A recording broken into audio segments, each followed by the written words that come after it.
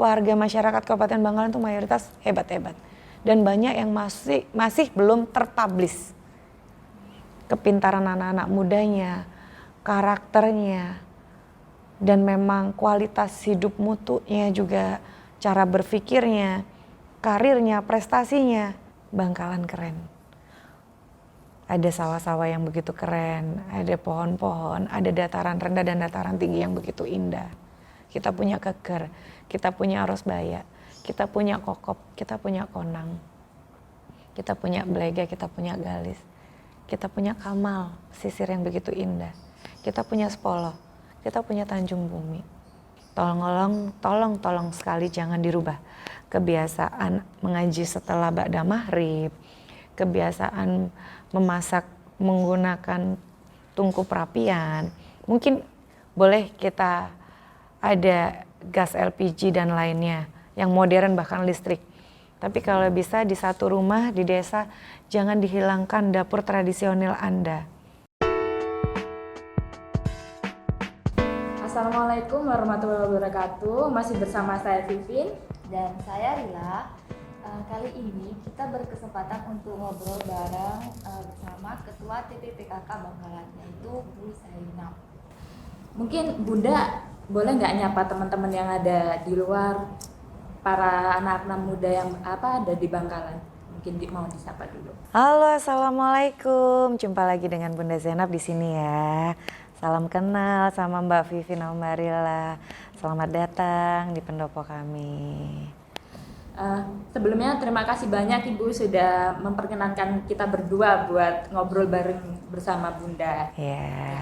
Mungkin langsung saja, di luaran sana tuh banyak tuh teman-teman anak-anak muda kepingin tahu gimana sih kesehariannya Bunda Zainab sebelum menjadi ketua TPPKK. Mungkin bisa diceritakan sedikit dulu masa kecilnya Bunda itu seperti apa gitu. Masa kecil ya? Waduh, ya, masa kecil mulai masa kecil nih.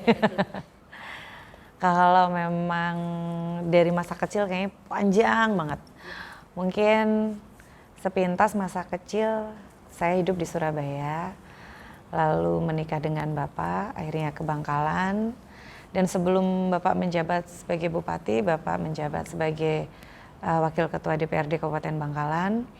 Sebelumnya itu saya sebagai hanya pendamping beliau sebagai istri yang mendampingi dan tidak berkegiatan dalam lingkup penggiat sosial seperti saat ini. Jadi berbeda sekali pengalamannya tentunya gitu. Kalau masa kecil saya sekolahnya ya di Surabaya kita.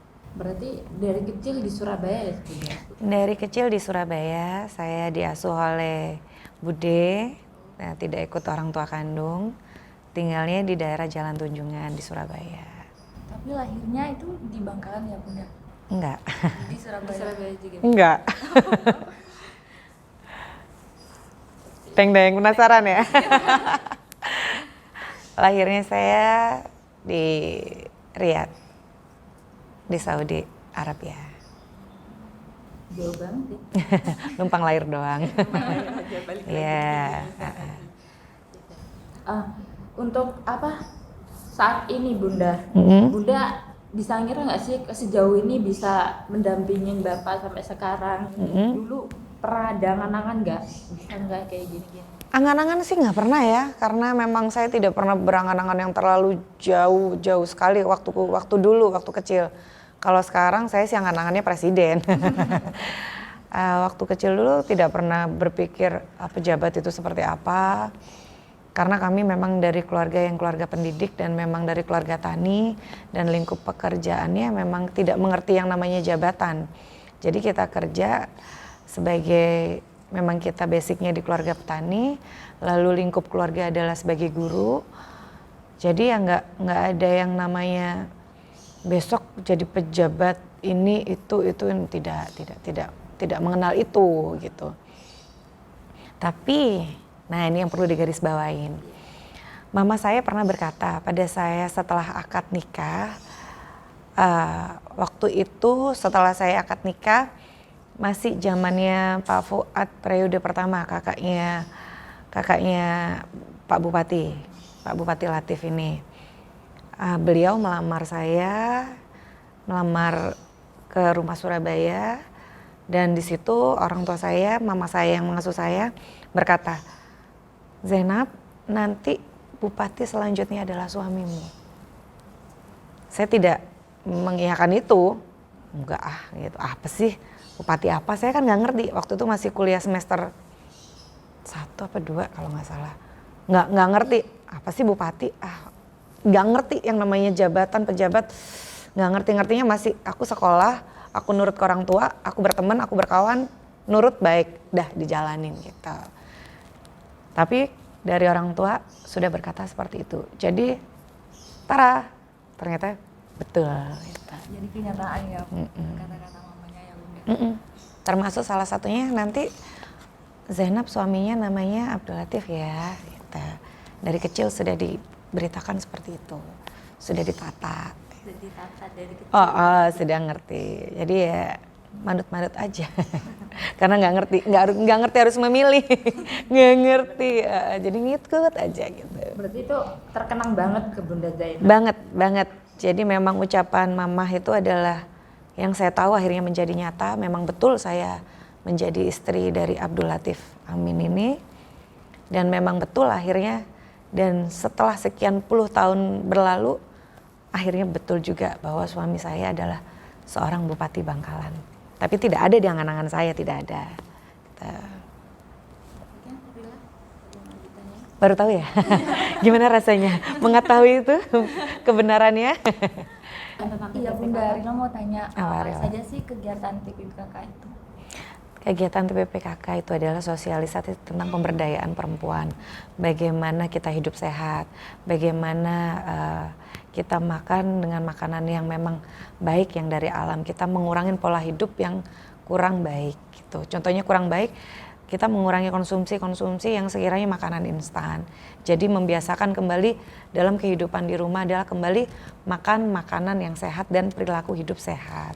Dengan olahraga, dengan caranya lebih menjaga kebersihan rumah, terus bikin taman di rumah, menanam tanaman-tanaman yang manfaat buat kita untuk sehari-hari, begitu. Kalau untuk kegiatannya Ibu apa aja? Semenjak mendampingi Pak Bupati menjadi istri dan menjadi ketua TPPKK, di sini kegiatannya tuh banyak sekali adalah organisasi. Kegiatan di luar rumah. Kegiatan yang memang harus saya mengunjungi, saya memberikan sosialisasi, saya memberikan penyuluhan, dan saya hadir untuk sebagai undangan dan narasumber dan saat berbagai macam hal lainnya gitu. Aktivitasnya adalah kebanyakan di luar, karena kita harus langsung turun ke masyarakat. Betul.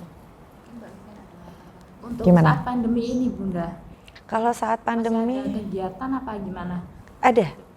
TPPKK mungkin tidak seperti yang dulu-dulu. Kalau dulu-dulu mungkin kita bisa bersepuluh, berlima-belas. Tapi pada saat mulai pandemi COVID, kita kebanyakan bagi tugasnya adalah teamworknya diminimalisasi untuk supaya tidak terlalu banyak. Jadi saya dengan sekretaris atau saya dengan ketua koordinator atau dengan bagian Pokja 1, 2, 3, 4 secara bergantian. Seperti itu. Jadi tidak terjun ke desa, kita langsung seperti biasanya kan rombongan tuh 1 mobil, 2 mobil, 3 mobil. Sekarang tidak, biasanya saya sendiri bersama Ibu Sekda, atau saya sendiri bersama sekretaris, atau saya sendiri bersama bendahara, atau saya sendiri dengan Pokja 1, 2, 3, dan 4 gitu. Keliling ke desa-desa kecamatan. Dan tidak hanya di TPPKK aja kegiatan saya. Saya memegang berbagai macam organisasi. Jadi nggak hanya TPPKK aja, mungkin yang kenegaraan. Untuk kegiatan yang kenegaraan hanya TPPKK. Dharma Wanita sebagai pembina, lalu di situ ada Perwosi, karena otomatis saya sebagai penggeraknya, GOW, dan untuk organisasi yang di bawah Pemda, itu secara otomatis kan melekat, jadi mau nggak mau emang harus dihidupkan dan digerakkan. Tapi kalau di luar itu juga saya banyak organisasi-organisasi yang di luar itu yang melekat di saya. Jadi setiap keluar pada satu hari bisa tidak dengan satu bendera, tidak dengan satu organisasi. Jadi misalnya saya habis kegiatan PKK, lalu mungkin di-split kegiatan yang lainnya, di-split lagi kegiatan Jawa Timur, di-split lagi untuk kegiatan yang memang harus saya menyelesaikan masalah yang tingkat skala nasional gitu. Cukup sibuk berarti ini. Cukup sibuk. Dibilang sibuk, sibuk. Tapi dibilang ada waktu. Karena gimana kita menyesuaikan waktu aja. Dimaksimalkan waktu yang ada. Karena menjadi seorang pimpinan, apalagi menjadi ibu TPPKK itu nggak mudah. Garis bawah ya, nggak mudah. Dengan pakaian seragam batik PKK, dengan pakaian seragam yang memang PKK itu adalah seragam yang suatu kebanggaan yang tidak bisa dimiliki oleh semua orang dan tidak bisa semuanya bebas menggunakan. Karena di situ sebagai lambang negara, lambang pengabdi negara, dan di situ sebagai lambang contoh pergerakan dan menjadi teladan. Jadi selama menggunakan seragam itu dan selama kita masih menyandang TPPKK, etika, sopan santun, tutur kata, itu semuanya diperhatikan dengan sangat. Bahkan peraturannya sangat ketat. Kita harus bagaimana, berjilbab bagaimana, menggunakan baju seperti apa, menggunakan sepatu seperti apa, pakai tas seperti apa. Karena kita sebagai abdi negara. Itu di situ saya mendapatkan pelajaran yang sangat lebih dibanding waktu sebelum mengenal PKK. Pelajarannya sangat-sangat dalam bahwa menghargai manusia dan kita harus peka terhadap manusia lainnya. Itu lebih saya dapat dalam lingkup PKK, walaupun sebelumnya saya dapat. Tapi dalam pengalaman hidup menjadi ibu PKK atau ibu negara itu amazing. It's not easy, but it's beautiful. Gitu. Berarti untuk dari secara pakaian pun itu ada aturan-aturan tertentu? Ada, karena kita tidak menunjukkan kalau bisa dibilang bahwa seorang pemimpin itu harus menunjukkan ketegasan, harus menunjukkan dedikasi yang baik kepada masyarakatnya, harus menunjukkan etika, harus menunjukkan tindak tanduk yang baik. Jadi seragam ini itu adalah hanya lambang yang digunakan.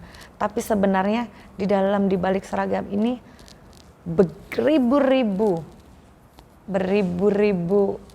beban dan tuntutan yang memang harus dijaga dan pekerjaan-pekerjaan yang harus segera dilaksanakan sesuai amanah yang sudah diberikan oleh Ibu Gubernur kepada Pak Bupati dan oleh waktu itu zamannya Bu Nina Karo yang melantik saya sebagai Ibu Ketua TPPKK.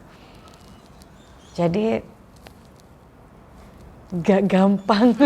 Intinya gak gampang. Kalau sudah tidak menggunakan baju PKK, menggunakan organisasi lain itu beda rasanya juga. Ada suatu kebanggaan yang beda. Ya. Jadi dengan berbagai macam organisasi, dengan PKK, karena harus melingkupi dan menjaga perasaan, etika, dan menjaga lingkup kabupaten. Karena satu seragam itu beban yang sangat berat, gak gampang.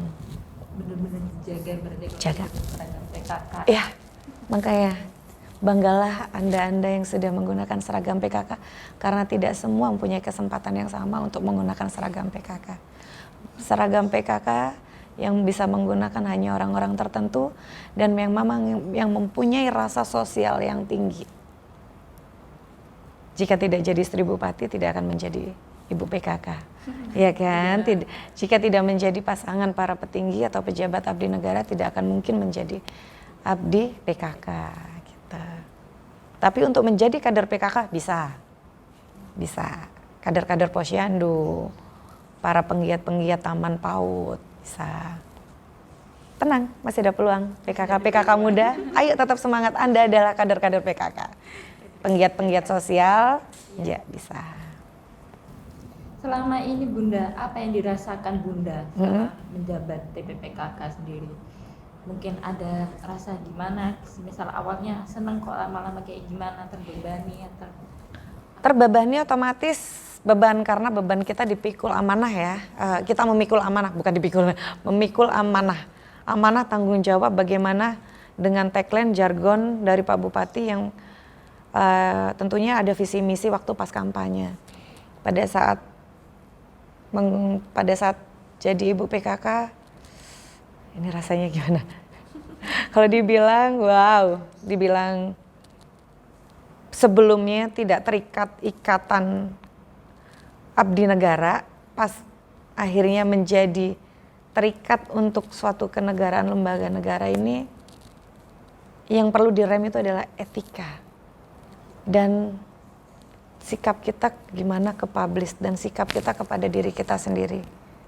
Jadi kalau bisa bilang dirasa beban secara pribadi dan psikologi tidak, tapi memang saya dan suami menanggung beban amanah kenegaraan. Iya, inilah yang membuat kita lebih terdorong untuk bekerja lebih baik lagi begitu. Dipus mau nggak mau harus gitu. Jadi rasa tanggung jawabnya semakin lama, aku harus menyelesaikan, aku harus memperbaiki dan aku harus untuk Bangkalan. Gitu. Sejauh ini Bunda, kegiatan TPPKK sendiri berperan kan dari pembangunan Bangkalan? Apa yang menonjol banget gitu? Apa kegiatan apa yang benar-benar sudah semacam kayak ada perubahan lah dari Kabupaten Bangkalan dari zaman dari periode sebelumnya ke sini. Saya rasa setiap kepemimpinan dari bupati sebelumnya dan bupati sekarang itu mempunyai kearifan kepemimpinan masing-masing, cara kepemimpinan masing-masing dan kemampuannya masing-masing. Di zaman suami saya ini, saya rasa dengan kemampuan beliau sudah semaksimal mungkin melakukan sesuai kemampuan beliau.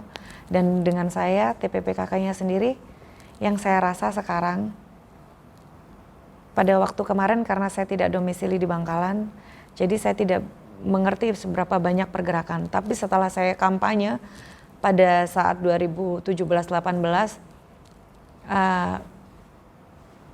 waktu itu saya baru masuk dan suara-suara ya menurut saya waktu itu biasa aja karena saya masih belum mengerti lapangan Medan Bangkalan.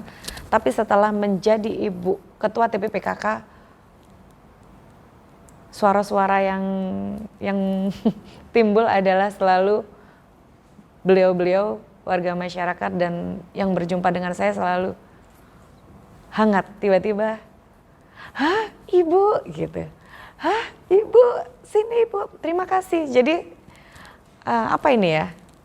Membuka. Iya. Jadi saya merasa tiba-tiba warga masyarakat kepada saya pada saat saya datang selalu, "Ibu, gitu." Jadi sayanya gimana rasanya?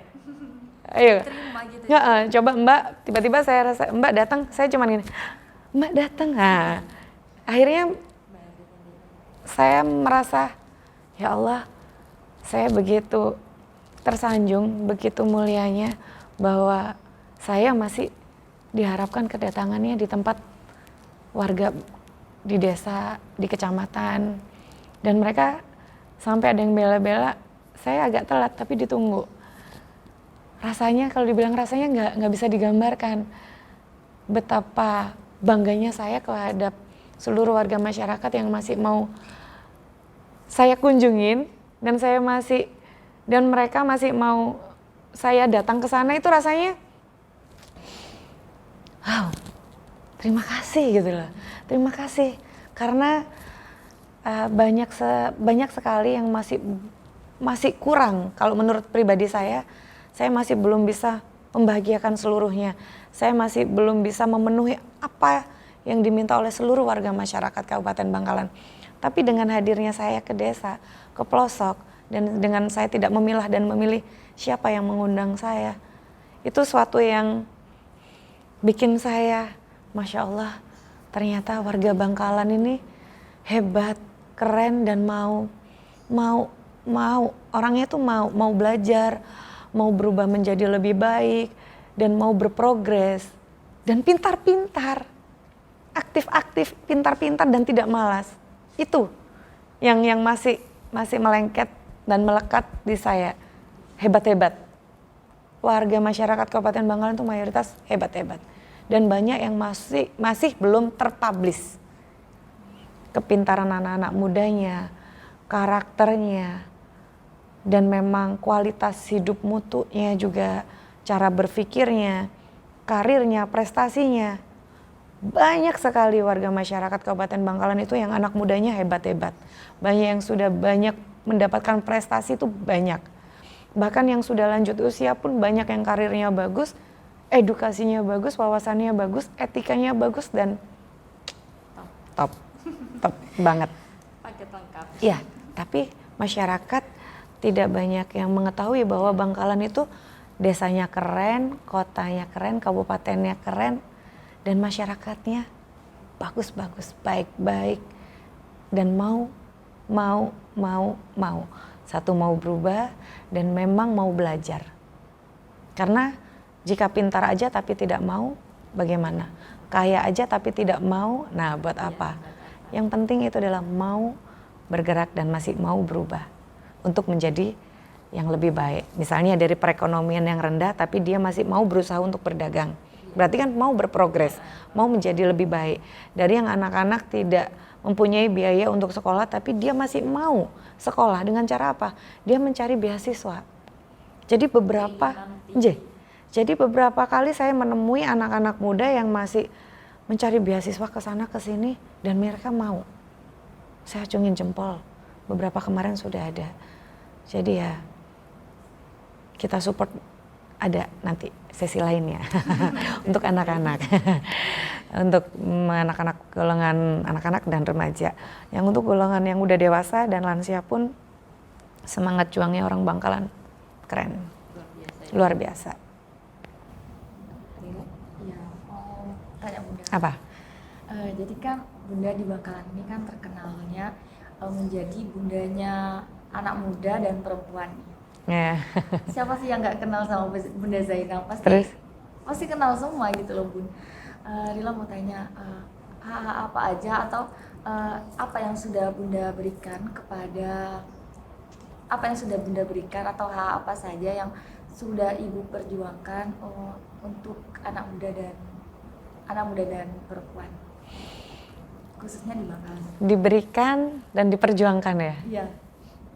Saya tidak merasa memberikan karena saya hanya melakukan. Kalau dibilang diperjuangkan, saya bilang bahwa saya memperjuangkan itu masih belum layak. Tapi saya melakukan. Dan saya mengupayakan. Ya. Untuk hasilnya apa? Belum saatnya. Biarkan nanti warga masyarakat dan anak-anak muda yang memang merasakan dan sudah ada dampaknya apa atau inspirasinya apa, mungkin kakak-kakak bisa coba survei, tanya ke mereka. Kalau sayanya hanya melakukan ya, jadi melakukan, ada ide, saya bikin begini, saya bergerak begini, saya lakukan. Tanpa saya memikir nanti bagaimana manfaatnya atau dampaknya secara pikiran saya, tidak. Tapi saya berpikirnya itu untuk saya melakukan hal yang baik. Menurut saya ide ini saya baik dan menurut saya ini tidak menyakiti saya, tidak menyakiti orang lain, tidak menyakiti keluarga saya dan tidak menyakiti suami saya dan tidak menyakiti kabupaten saya dan tidak menyakiti masyarakat saya lakukan. Itu. Jadi pertanyaan Rila barusan itu apa jawabannya itu ada di mereka atau kalian semua yang sudah merasakan karena saya nggak ngerti gitu. Udah diberi apa? Aku ngasih apa ya? Aku nggak ngerasa ngasih. yang sudah merasakan dampaknya itu. Mungkin nanti sesi selanjutnya bisa mengumpulkan anak-anak muda. Sudah apa yang Bunda kasih atau Bunda berikan atau gimana? Monggo dikoreksi karena saya tidak merasakan itu. Karena Bunda tidak merasa diperjuangkan tapi Bunda melakukan. Ya. Gitu. Saya melakukan yang seoptimal saya, semampu saya, semaksimal saya tanpa menyakiti manusia lainnya dan makhluk lainnya. Udah itu, pokoknya jalan aja, ngelakuin aja. Oh berpikiran, oh ya udah mau bersih-bersih pinggiran sungai, ya udah ayo. Siapa yang mau ikut? Tapi nggak pernah ngerti yang rasanya. Maksudnya apa yang udah diberikan langsung ngasih gini? Nggak ngerti. Kalau bilang nggak ngerti gitu. Hanya mereka aja yang bisa ngerasain. Gitu. Soalnya udah fokusnya ngelakuin aja, yaudah berusaha baik, ngelakuin berusaha baik gitu. Bingung ya? Ya iya. Gimana? Untuk apa? Dalam hal anak muda, misal ingin berkegiatan, terus ingin ngajak bunda. Nah, Ayo. itu bunda bisa pilih-pilih dulu apa gimana bun? Apa ini kayaknya nggak merugikan saya dan nggak merugikan orang lain, jadi ayo kayak gitu. Ayo kalau lihat dulu ayonya. Bunda mabok yuk. Wah, ayo enggak. Mabok apa dulu? Mabok ilmu. Mabok apa dulu? Nah, enggak. Saya rasa begini, kalau ngajaknya kayak ini nih ada contohnya misalnya anak-anak dari Sanggar Tari. Bunda, ayo main ke Sanggar Tari. Kami ada nyiptain tari baru dan busana baru. Mungkin Bunda mau lihat, monggo. Langsung, ayo. Dengan senang hati. Karena saya senang anak-anak yang berprestasi, anak-anak yang berkreasi, dan anak-anak yang berkarya. Terus ada lagi yang kemarin, Bunda ayo panahan bareng. Ayo gitu. Bunda ayo latihan sepatu roda kayak kemarin. Bunda ayo latihan sepatu roda. Ayo. Bunda kosong di jam ini, yuk kalau bisa main ke pendopo. Terus kemarin saya main juga di Surabaya. Bunda kita latihan di Surabaya. Hari Sabtu kita latihan di sini gitu. Oh iya ayo. Selama saya ada waktu kita bisa split 1 jam 2 jam. Ayo gitu monggo. Kalau menurut kakak-kakak gimana? Itu saya milah-milih nggak? Milah-milih sih. Milah-milihnya. Satunya enggak, satunya iya. Gimana? Halo. Gimana? Ini terjadi perdebatan di sini ya. Iya. Nggak apa-apa, itu kan cara sudut berpikir ya. It's okay. Milah-milihnya dalam hal kegiatan yang positif aja. Jadi ajakannya selama itu tidak, ayo Bunda membunuh orang, wow jangan kan gitu. Ayo Bunda kita korban kambing, besok korban sapi, nanti korban lagi untuk Idul Adha kita nabung. Ayo gitu. Ayo, tidak pakai pilih-pilih gitu. Karena kita nggak tahu kita akan berkawan dengan siapa aja. Yang muda oke, yang PAUD oke, lansia oke. Kita nggak tahu ilmunya, pengalamannya, siapa tahu kita bisa dapat dari beliau-beliau gitu. Enak kan? Rata jadi, mulai dari kecil sampai yang lansia. Lucu juga lo berkawan sama lansia. Walaupun kadang diomelin juga ayo.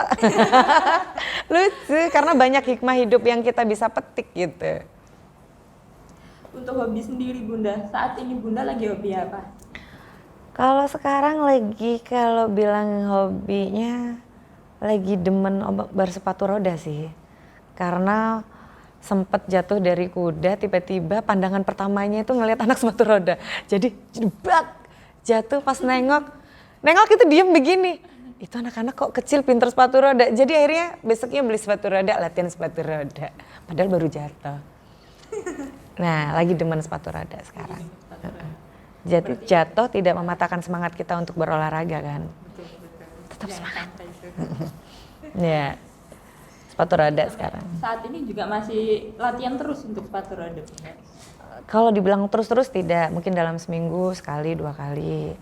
Lagi coba belajar sepatu roda sih sekarang. Kalau aktivitas sebelum pandemi ini panahan, memanah jemparingan, panahan yang tradisional. Jadi posisi memanahnya dengan duduk bersila, dengan ada tata caranya, ketenangan. Kita belajar memanah dengan panahan yang tradisional. Selain panahan yang memang memanah pakai panah prestasi ya, panah modern, saya lebih prefer yang panahan tradisional, jemparingan. Lebih keren. Menurut saya ya, lebih waktu malam-malam memanah so good gitu. Habis gitu terus sholat malam keren. Kenapa mau ikut mana? Iya, boleh diajak kita. Ayo, saya ajarin, saya punya 4 panahan. Menarik sepertinya kalau Yuk. kita mana. Boleh. Boleh. Kita tunggu. Ayo di konten selanjutnya ya.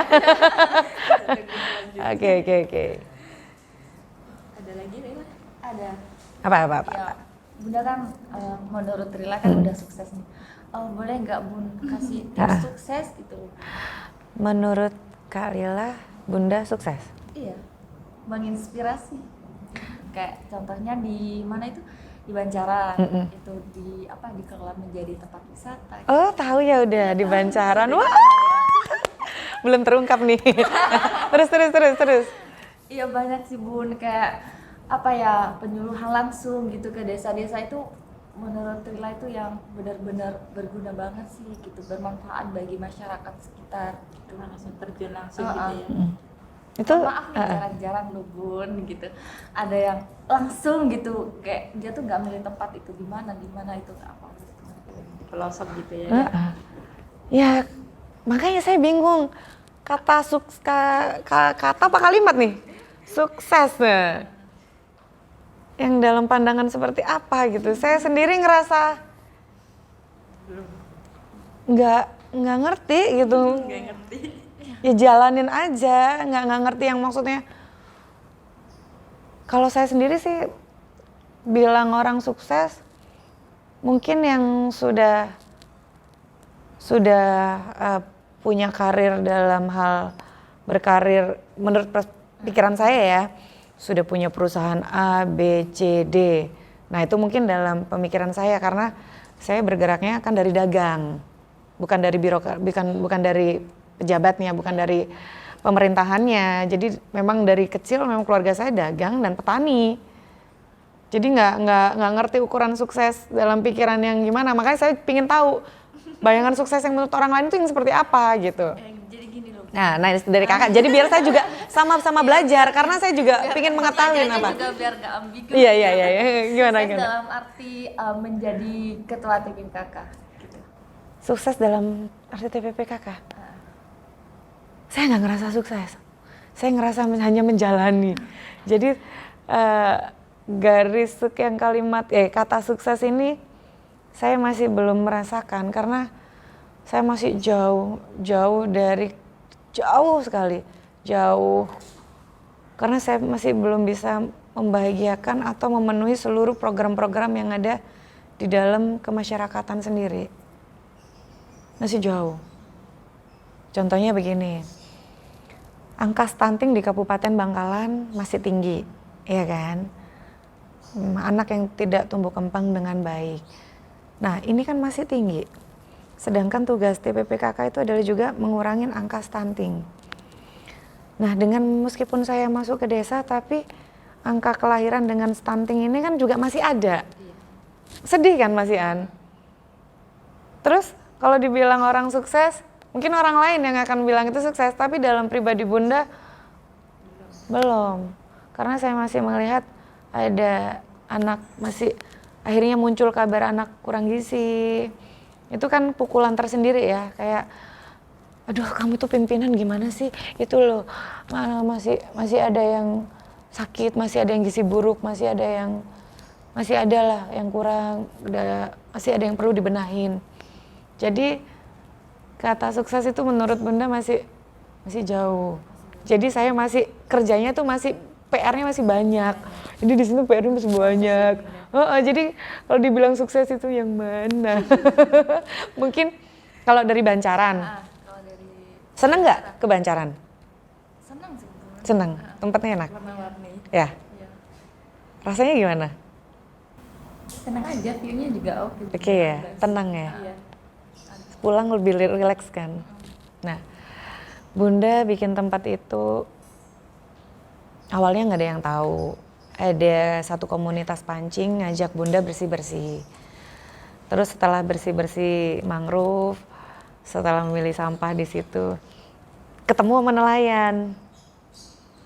Ternyata nelayan tuh ngomong A, B, C, D sampai sore, sampai akhirnya kita sempat sholat di situ, sempat makan di situ, komunikasi lah. Terus besoknya ke sana lagi ketemu sama orang yang mencari kerang, yang berendam berjam-jam. Dari jam 5 dia mulai nyemplung sampai ke jam 11 dia turun ke darat dengan bopong kerang gitu tuh. Bunda cuma ngelihat, itu kan perempuan, saya perempuan, beliau cari nafkah, saya juga masih cari perekonomian, saya juga punya anak, saya juga butuh ekonomi kan begitu. Tapi saya masih bisa tidur di atas kasur. Apakah ibu ini juga tidurnya pakai kasur? Mikir begitu. Saya bisa naik di atas mobil, kesini naik mobil. Ibu ini jalan. Iya kan? Saya beli kerangnya, harganya berapa Bu? 10.000. Dapatnya banyak. Dari jam berapa Bu? Dari jam 5 sampai jam 11. Jam 5 ke jam 11. 5, 6, 7, 8, 9, 10, 11, 6 jam. Itu di air Bu? Iya. Saya pegang tangannya, udah keriput, dingin, dengan pakaian yang begitu. Dan itu nggak 1, 2, banyak. Jadi saya cuma bengong, gimana caranya di sini ada. Saya nggak mampu membeli itu semua kerang, ya kan? Kita nggak mampu membeli semuanya. Tapi gimana caranya? Ini tadi nelayan yang nggak berlayar kalau ada angin, nggak bisa berlayar perahunya, kan otomatis nggak dapat ikan, nggak dapat uang. Gimana caranya biar dapat uang? Terus ini ibu-ibu pencari kerang, supaya kerangnya tidak sampai jauh-jauh ke darat, ke pengepul. Beliau sudah dapat uang dengan harga yang lumayan. Disitulah Bunda berpikir, bikin apa ya? Dengan banyaknya harapan, jadilah jembatan harapan itu. Gitu ceritanya. Supaya warga masyarakat, pengunjung yang mengunjungi jembatan harapan itu bisa melihat ibu penjual kerang, dan kalau punya rezeki lebih bisa beli langsung kan. Terus kalau mau susur sungai, melihat keindahan mangrove yang di seberang, juga keindahan laut, bisa menggunakan perahu nelayan. Nyewa kan akhirnya. Di situ membantu perekonomian kan. Itu yang Bunda lakuin ya.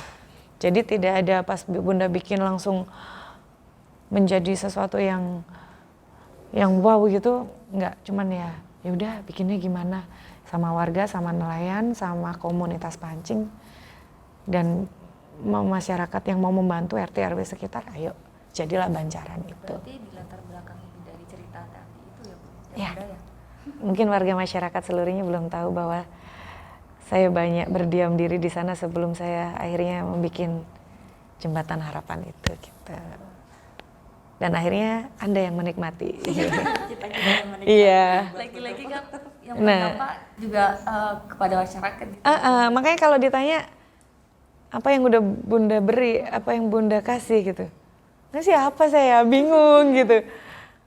Mau ngasih barang juga, saya punya apa gitu. Saya dari keluarga petani. Jadi saya dari keluarga yang biasa. Apa gitu, nggak mungkin saya beli semuanya, nggak mungkin juga nyewa perahu semuanya. Gimana caranya? Ya udahlah, mencoba untuk berbaginya dengan cara lain. Saya tidak mampu memberikan dengan uluran tangan saya secara langsung, mungkin dengan uluran tangannya yang maha kuasa gitu. Gitu. Akhirnya para netizen di luar juga tahu gimana ceritanya jembatan itu bisa terbangun gitu. Ya. Ada lagi Rila? Gini Bunda, ada pertanyaan lagi sih beberapa. Kan sebentar lagi nih Apa? KUT Bangkalan. Mungkin ada nggak pesan atau harapan Bunda buat Bangkalan seperti apa? Untuk KUT? Iya, untuk HUT, misalnya buat HUT. Berbicara Bangkalan lagi nih. Iya, balik lagi. Harapan saya pada Bangkalan begitu besar, karena Bangkalan ini saya bisa menyebutkan adalah surga yang tersembunyi juga, tidak hanya di Bancaran. Bancaran juga saya sebut hidden paradise. Di Bangkalan ini, mungkin orang melihat kita jalan-jalan kemana sih? Ke Malang ya? Iya. Kita jalan mana-mana sih? Ke Bali. Kita jalan-jalan ke luar negeri kemana? Seolah-olah ada Eropa, ada Belanda, ada Singapura. Tapi apakah yang warga di Bangkalan sudah mengelilingin Kabupaten Bangkalan di 281 desa? Bangkalan is amazing. Bangkalan keren. Ada sawah-sawah yang begitu keren, ada pohon-pohon, ada dataran rendah dan dataran tinggi yang begitu indah. Kita punya Keker, kita punya Arosbaya, kita punya Kokop, kita punya Konang, kita punya Blega, kita punya Galis, kita punya Kamal, pesisir yang begitu indah. Kita punya Spolo, kita punya Tanjung Bumi. Dan it's amazing. It's beautiful place. Jadi, yuk nanti bikin konten selanjutnya kita buka bahwa Bangkalan itu indah. Dan kalau perempuan mungkin kalau sederhana kita pakai wudhu ya. Tapi mungkin kita jika ingin mempercantik diri, mungkin kita pakai celak. Mungkin kita sekarang butuh celaknya untuk Bangkalan. Nah, jangan banyak-banyak. Dikit aja. Jangan mengubah keaslian dari Kabupaten Bangkalannya. Jadi saya harap nanti ke depannya jika destinasi pariwisata di Kabupaten Bangkalan berkembang, tolong sekali jangan dirubah. Kebiasaan mengaji setelah ba'da maghrib, kebiasaan memasak menggunakan tungku perapian, mungkin boleh kita ada gas LPG dan lainnya yang modern bahkan listrik. Tapi kalau bisa di satu rumah di desa jangan dihilangkan dapur tradisional Anda. Jangan dihilangkan kebaya-kebaya yang Anda punya. Jangan dihilangkan kain jarik-jarik atau samper-samper yang Anda punya. Jangan dibuang sarung-sarung yang kuno-kuno Anda, sarung kotak-kotak.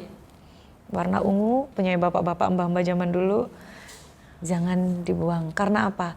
Warga masyarakat kita ini, tolong saya mohon sekali, jangan selalu kita menjadi atau meniru yang terlalu modern. Karena beliau-beliau para wisatawan yang dari luar negeri itu adalah mencari destinasi-destinasi yang ada nilai budayanya. Di Kabupaten Bangkalan ini masih banyak tariannya, budayanya, adatnya. Contohnya bulan Maulud, masih ada banyak kan. Terus kalau mau Lebaran masih ada ater-ater. Kalau bulan apa itu yang bulan Suro ya, yang ada jin pedis? Iya, bagi-bagi. Apa itu? Ya jin pedis ya? Iya. Bagi-bagi bubur. Iya kan? Itu adat loh. Tolong jangan dihilangkan. Yuk yang muda-muda kita belajar hari-hari di dalam kalender-kalender Muslim, kalender-kalender Jawa. Di situ ada adat-adat. Misalnya kalau bulan Suro jin manis, jin pedis. Terus bulan apa itu yang jin manis? Ya, jin pedin, jin merah, jin manis. Nah, itu perlu dilestarikan. Jadi jangan dihilangkan itu. Jadi harapan saya ke depannya untuk Kabupaten Bangkalan, pingin kembali, pingin dikembalikan ke marwah seperti adat yang dulu ada. Jadi tidak terlalu modern. Anak-anak mudanya juga tidak terlalu modern. Bolehlah kita berpikiran modern, teknologi modern, tapi adat, unggah-ungguh, tata krama dan tolong dijaga. Saling silaturahmi, ater-ater itu kan silaturahmi dari kita ke tetangga sebelah, terus kita ke saudara kita, kan begitu. Ya, itu yang patut dijaga. Lestarikan ya. Jadi harapan saya yang terbesar adalah mengembalikan marwahnya Kabupaten Bangkalan kembali seperti zaman-zaman yang memang Bangkalan seperti yang dulu hebatnya. Bangkalan ini hebat.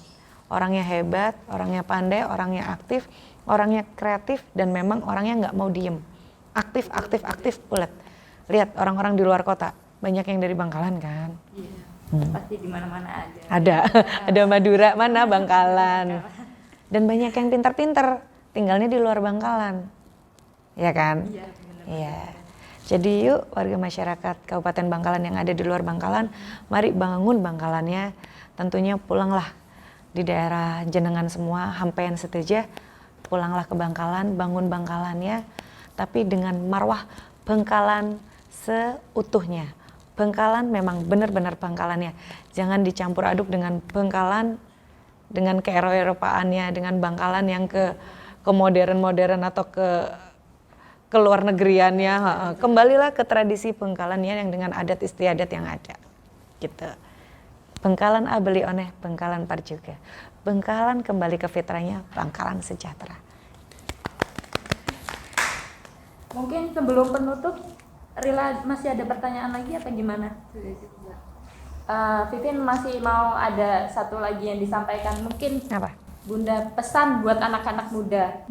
Kembali lagi, kan anak-anak muda sekarang lebih kayaknya ngikut-ngikut era modern gitu. Nggak mau ini, nggak mau anggap aja contoh kecil makanan. Nah, makanan jarang nih anak-anak, apalagi anak-anak kecil itu kayak semacam dikasih makanan tradisional atau kue-kue tradisional tuh kayaknya nggak deh gitu. Mau ngicipin, ngelihat wajahnya aja tatanannya sudah males gitu, apalagi mau nyicip. Nah, mungkin ada nggak Bun pesan atau buat anak-anak muda, jangan sampai tinggalkan makanan tradisional. Kan sekarang anak-anak lebih suka ke modern-modernan seperti apa, kayak makanan-makanan yang berbau-bau barat seperti itu Bunda. Gimana Bunda? Kalau menurut saya, hargailah makanan yang ada di tanah Bangkalan. Karena suatu saat Bangkalan yang akan dicari di dunia nasional dan internasional. Jangan sedih Anda menjadi orang Bangkalan. Banggalah Anda menjadi orang Bangkalan. Dan banggalah Anda menjadi orang Bangkalan. Karena makanan yang dari Bangkalan tidak ada di tempat daerah lain. Dan orang-orang Bangkalan juga hebat-hebat. Tapi ada di tempat orang lain. Maka oleh dari itu, oleh dari itu, bagi orang-orang yang sudah hebat, yang sudah ada di luar Bangkalan, datanglah ke Bangkalan, berilah ilmu kalian yang di luar Bangkalan, didiklah atau kembalilah datang ke Bangkalan, sharekan kepada kita-kita semua yang masih butuh pengalaman di luar sana bagaimana cara hidup dan kiat-kiat sukses di luar Kabupaten Bangkalan. Tentunya bangunlah Bangkalan dan bantulah kami di Kabupaten Bangkalan untuk menjadi Bangkalan yang lebih hebat lagi dengan pendidikan, dengan kultur dan budaya, juga berkeseniannya yang kembali pada tradisi asli Bangkalannya. Bangkalan, Bangkalan, Bangkalan. Ya, Bangkalan abeli oneh, Bangkalan parjuga. Tentunya tadi kakak-kakak nggak ngerti kan, kalau memang saya jadi begini, saya bisa seperti ini tidak dengan satu pengalaman, dengan berbagai macam pengalaman. Itu bisa didapat dari keluarga kita, keluarga orang lain, tempat tinggal kita dan tempat tinggal orang lain, dan di mana kita mendapatkan pendidikan. Oleh karena itu, jangan pernah takut jika kita bersekolah di luar Bangkalan. Ambil manfaat dan hikmah hidup baiknya di luar Bangkalan. Tapi jangan bawa pulang yang buruk-buruk. Ya, ke Bangkalan. Keluar dari Bangkalan kita dalam keadaan sehat walafiat, sehat badan dan sehat pemikiran. Pulanglah dalam keadaan sehat badan dan sehat pemikiran. Jangan lupa itu. Kadang orang-orang sehatnya sukses di luar Bangkalan. Nanti waktu sakitnya atau waktu sedihnya kembali lagi ke Bangkalan. Atau waktu sehatnya di Bangkalan, waktu sehatnya dari Bangkalan keluar masa mudanya habis di luar, akhirnya kembali ke Bangkalan dalam keadaan sakit. Jangan. Tapi pulang dan pergilah dalam keadaan sehat jiwa dan raga, ya. Itu dari saya. Supaya Bangkalannya abeli oneh, kembali ke fitrahnya dan menjadi Bangkalan yang memang betul-betul parjuga, memang betul-betul sejahtera. Ya, oke, itu dari saya. Mungkin kan sebenarnya Bun, Apa-apa? apa itu anak muda sekarang tuh kayak malu gitu loh Bun kalau Iya, pakai bahasa ngakuin, Madura dan apalagi. bahasa halus Madura. Sekarang ayo viralkan bahasa Epon. Saya juga lagi belajar bahasa Epon. Hampean engki punten. Sebenarnya nggak susah ya Bun ya. Coba aja. Nanti kita ada komunitas, kita masih mau dari Dewan Budaya ini, kita mau membiasakan sehari-hari nanti kita bertutur kata dengan jargon-jargon atau kata-kata sehainya sapaan dengan bahasa Madura. Bisa kan? Halo Mbak Ratin, Saiki. Nah, Saiki baik ya. Bahasa Madura itu indah sebenarnya. Tidak jauh dengan bahasa Jawa. Kalau bahasa Jawa sae, baik. Kalau bahasa Madura sae. Nah, gitu. Itu. Ucapannya aja. Intonasi apa ya? Intonasinya. Apa kalau di tulisan ada centang, ada ininya gitu. Hana carakanya sama. Hono coroko kalau di Jawa, di kita kan hena caraka gitu. Jadi sebenarnya kita semakin menggali budaya, kita sebenarnya semakin nyaman. Dan keren-keren loh anak-anak pecinta budaya itu. Cakep-cakep loh. Jomblo nggak? Kalau jomblo, yuk ini ada komunitas Dewan Budaya dan yang lagi concern tentang bahasa dan tulisan bahasa asli dari Bengkalan, bahasa Madura, cakep-cakep. Nanti bukan hanya cakepnya ya, mungkin biar kita tambah semangat aja. Nah di situ kita bisa kumpul nanti, mungkin hari apa bikin kegiatan, monggo silakan. Kita bisa nimbrung di situ dengan para ahli budaya dan pakar-pakar budaya, saling sharing-sharing. Mungkin di konten selanjutnya. Bahasa Epon bagus, Engki Punten. Bahasa Epon itu kita gunakan kepada sosok yang kita agungkan, kita tuakan, bahkan kita anggap beliau itu yang mulia. Tapi giliran anak muda begini kan enggak. Nah, yuk sekarang biasakan gunakan bahasa Epon untuk anak muda karena pada saat kita terbiasa sehari-hari, ke orang lain pun akan biasa. Jadi nanti ke anak-anak cucunya juga biasa. Saya aja yang di sini juga, walaupun saya asli Kabupaten Bangkalan, karena saya lama di Jawa, saya lagi mempelajarin bahasa itu, Engki Punten. Jadi bersama Bapak pun sehari-harinya juga dibiasakan, disisipkan bahasa Engki Punten. Walaupun saya kalau dibilang kadang sampah buatinya sangkit bang, sangkit itu masih kaku. Tapi kan nggak ada salahnya kita coba gitu. Jadi saat kita ketemu sama orang yang lebih sepo, bisa kita bertutur kata walaupun belum sempurna, kan pasti kita dimaklumin. Makanya dirubah aja adat keluarganya. Jadi kitanya yang belajar bahasanya. Iya. Dan kenapa juga kebiasaannya akhirnya kepada mertua atau lebih orang yang di luar kita menggunakan bahasa itu, di dalam tidak. Itu karena memang orang sebelum kita tidak menggunakan itu, tidak biasa menggunakan kepada yang lebih muda. Padahal kita menggunakan bahasa halus kepada anak yang lebih muda di bawah kita, itu lebih anak muda lebih menghargai yang sepuh loh. Coba, jadi kakak-kakak nanti belajar Engki Punten atau bahasa yang lebih halus, nanti diucapkan kepada anak-anak yang lebih di bawahnya. Pasti mereka nanti akan mengikut dan lebih membalik halus lagi. Misalnya nih, dalam terah keluarga anaknya Pak D kan biasanya dipanggil Mas atau Mbak Yu. Kalau di kita kan dipanggil kakak, ya kan? Di Bangkalan panggil kakak kan kebanyakan, kakak laki-laki atau kakak perempuan. Nah itu kalau misalnya anaknya Pak D tadi itu kecil, lahiran kecil, nah itu kan lebih kecil dari kita misalnya. Terus dia TK atau SD. Anaknya Pak D itu atau Bude. Padahal kita manggilnya aturan Mbak atau Kakak atau Mas. Iya kan? Tapi usianya masih kecil. Kadang kita kan masih malu menghargai beliau bahwa beliau itu secara tatanan keluarga dan darah di atasnya kita. Iya kan? Kita ini yang menghargai beliau sebenarnya walaupun kecil. Mau nggak kita manggil anak TK itu Mas, Mbak dan kita pakai bahasa halus? Mau nggak? Jarang kan? Jarang, bener. Nah, padahal di etikanya, di tata krama biasanya di keluarga saya, walaupun dia anak kecil, walaupun dia lahirnya usianya masih kecil, jika itu anaknya Pak, dia anaknya Bude, itu kita manggilnya tetap Mas atau Mbak Yu, J. Biasa. Jadi kita biasakan. Lah itu menghargain terah keluarga, menghargain adat. Lah, yuk kita bangun lestarikan budaya dengan cara tata krama ini tadi, akhlak ini tadi kita biasakan. Nah kalau udah biasa, otomatis anak-anak enak. Dan biasakan juga anak-anak muda jangan berkegiatan dalam satu kegiatan. Maksimalkan kegiatan di kegiatan yang positif-positif. Maksudnya positif di sini misalnya berolahraga, berkarya, berkesenian, ikut organisasi kemasyarakatan. Nah Bunda ini besar dalam lingkup yang memang keluarga banyak berorganisasi. Nah sekarang pun Bunda tidak organisasi bukan hanya di Kabupaten Bangkalan, tapi Bunda juga megang Vokan itu di Jawa Timur. Forum Organisasi Kemasyarakatan Anti Narkoba di lingkup Jawa Timur.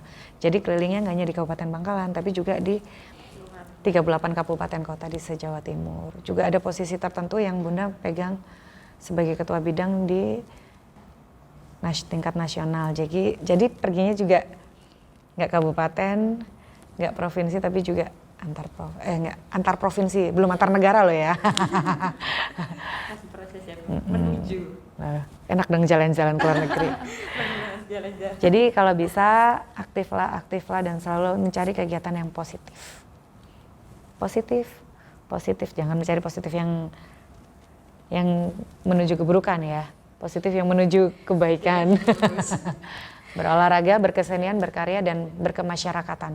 Jadi kita lebih peka kepada manusia lainnya dan lebih mengasihi manusia satu dengan yang lainnya dan tidak akan menyakiti. Kalau kita sudah peka terhadap manusia satu lainnya, kita nggak akan menyakiti. Berkata pun tidak akan menyakiti. Bersikap pun tidak akan menyakiti. Itu lebih enak hidupnya. Lebih rileks. Jadi mau ngapain orang mau ngapain juga, ya sudah gitu. Juga kitanya juga iya, dan kitanya kan memang tidak menyakiti siapapun. Jadi enjoy aja gitu. Santai aja. Kita mengikuti alur garis yang diberi sama Yang Maha Kuasa. Oke Bunda, terima kasih telah menerima kami di Pendopo Bangkalan. Terima kasih juga Kakak. Ya, yuk closing dengan jargonnya Bunda, gimana Bu? Wah, saya bahagia dan saya penebar bahagia. Bareng-bareng ya yuk. 1, 2, 3. Saya bahagia dan saya penebar bahagia. Yeay, dadah.